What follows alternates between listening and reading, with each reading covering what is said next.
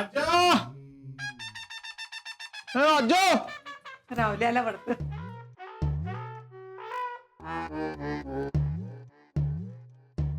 का काय झालं? अरे काय नाही रे रावल्या, आजा शीतलीचं लग्न झाल्यापासून ती दोघं फिरायला गेलेत ना, ते आता 2 दिवस चालल्यात. ते कुठे ते पाचगणी महाबळेश्वरला. अयो हनीमूनला निघाले तोय दोघ. अग जिजे काय मी सांगून सांगून दमलो याला, त्याला कळायला पाहिजे का नाही? हे राहुल्या खपत जरा. जा जा हनीमूनला जाऊन ये जा जा. तुला ना कुठं काय बोलायचं तेच कळत नाही. त्यात काय मग एवढं? हा बघ माझा प्लॅन रेडी.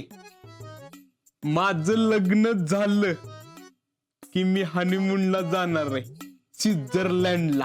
आणि मग जिजे यो बघ की कसा खुलालाय, दोघं बी बाहेर जाणार म्हणून. आता ह्याला कळले म्हणजे गावभर करणार. ए, आपण कधी काय बोलतो का बाहेर? हा असं म्हणून तूच गावभर करशील बघ. राजा चल जरा बाहेर काम आहे. चल की. एवढं भीत जाऊ नको मला, तू टेन्शन घेऊ नको. शीतल तुझा आवर. हा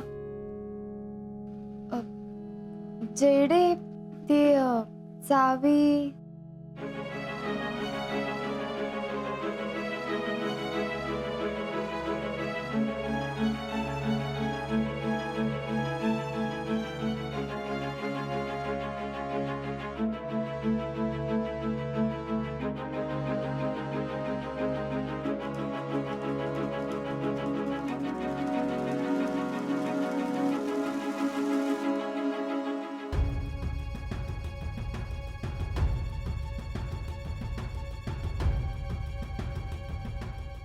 हिचं कंबरडं मोडायचं म्हणून भांडी काढली होती घासायला, तर आता ही माझ्या चोरावर पडणार.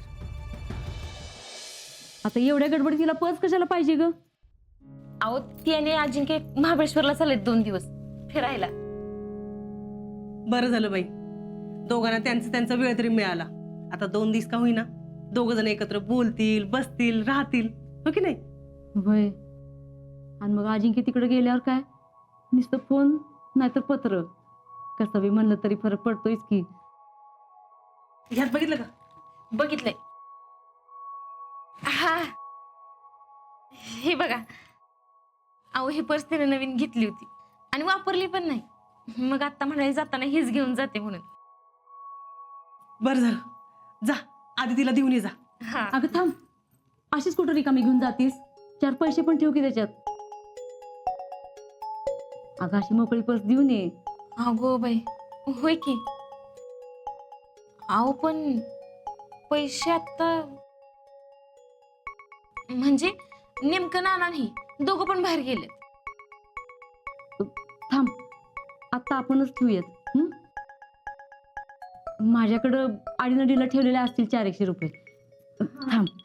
माझ्याकडे पण पार्लर मधलं ना 100-300 रुपये असतील बघा. हा म्हणजे किती झाले? 700 झालं ना?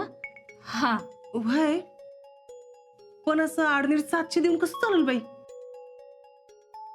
1001 रुपये तरी पाहिजेत तेच की. दमा दमा, माझ्या आतल्या पर्स मध्ये असतील 100-300 रुपये. 1000 भर तरी होतीलच.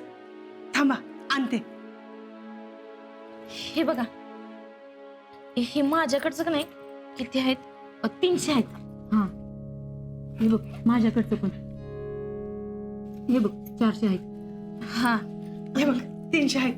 हा म्हणजे बघा सगळं मिळून 1000 झालं. ठेव.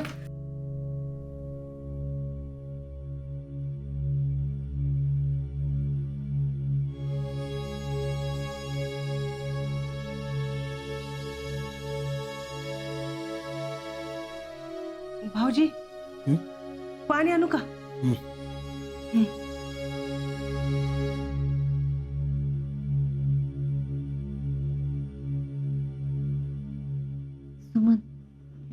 तू जितू भाऊजींशी बोललीस का ग? नाही आहो, माणूस थाऱ्यावरच नाही बघा अक्का. अगं तू पण असं नाही बोलीस तर कसं चालेल?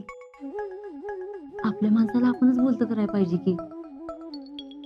जा आत्ताच विचारून घे.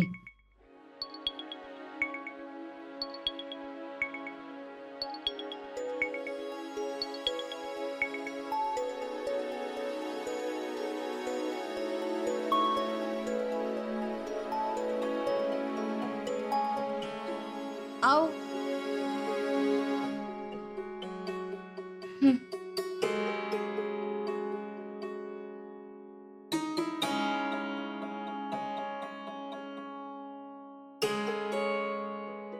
नाही म्हणजे 2-4 दिवस झालं बघते तुम्हाला, नुसतं सैरभर झालायचा. काय झालं ते तरी सांगा की. काय नाही.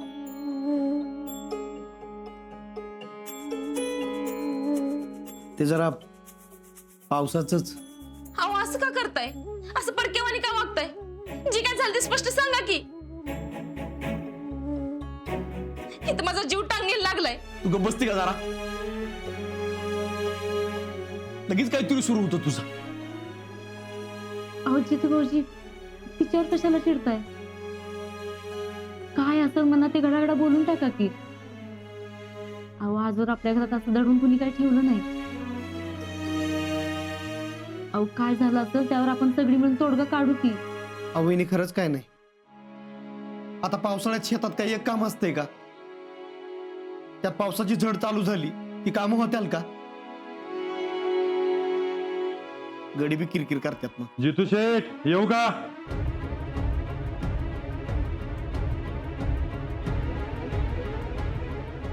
शेवटी घरला यायला भाग पाडलंच तुम्ही. तुम्ही इथं कशाला? कशाला?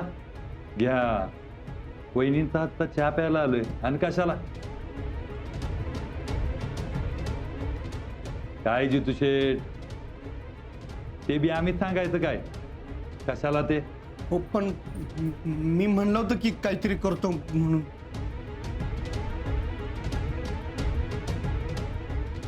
देतो म्हणून. हेच ऐकत आलोय. आता बायकांसमोर पैसे मागतो म्हणून लाज वाटायला लागली काय? पैसे उचलताना 10 चुकवताना बरी लाज वाटली नाही? हो काहीतरी बोलू नका. देतो पैसे. देतो ना म्हणजे काय? उपकार करत नाही. सगळ्या पद्धतीने सांगून झालं जितू शेठ. आता तुम्हाला ते कळत नाही, त्याला आम्ही काय करणार? आता आपल्या भाषेत सांगून बघू. कवा देणार पैसे? पैसे कधी देणार बोल? पैसे कधी देणार ती बोल? शेठला सांगतो तुझ्या काय सांगायचं. ते पैसे दिले बोलायचं. आता सोडा की त्यांना.